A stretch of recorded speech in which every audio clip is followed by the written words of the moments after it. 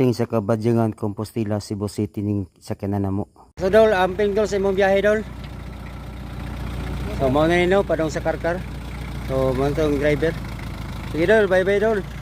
Kung miapit sa midrig nga nangaon kay para abot na mo ito, dire-diretso na mo trabaho.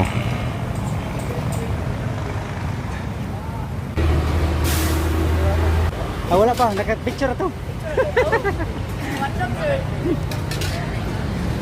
So dire no sa Boss J, mga gwapa kayong mga tindira dire. Shout out ma'am. Librehan ninyo mama kay shout out mo. Tapan mo ron. Inyo ani?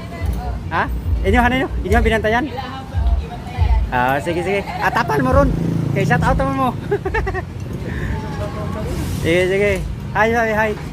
Nagyo supported. Taga Bohol ka ma'am? Taga Bohol mo? Mau din taga maray mga gwapa dai kay taga Bohol dai mo. O karon na naami karon diri sa kaningkuan kalendarya, di nangaon mi kay gutom kayo padong mi dito sa amo ang area natuan. So dara mong prepare na mong pagkaon. Thank you Lord sa blessings Lord. So mo ning area no na mong gihatdan sa mo ang cook and freezer. So naka-standby. Ini pa ako motor.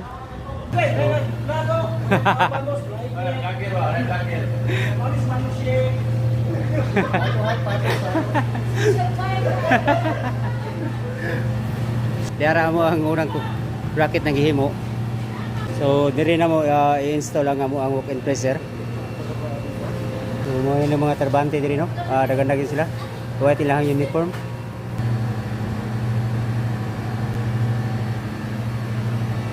Mao ni siya primero na mong gitaod na storage area o walk-in freezer primero.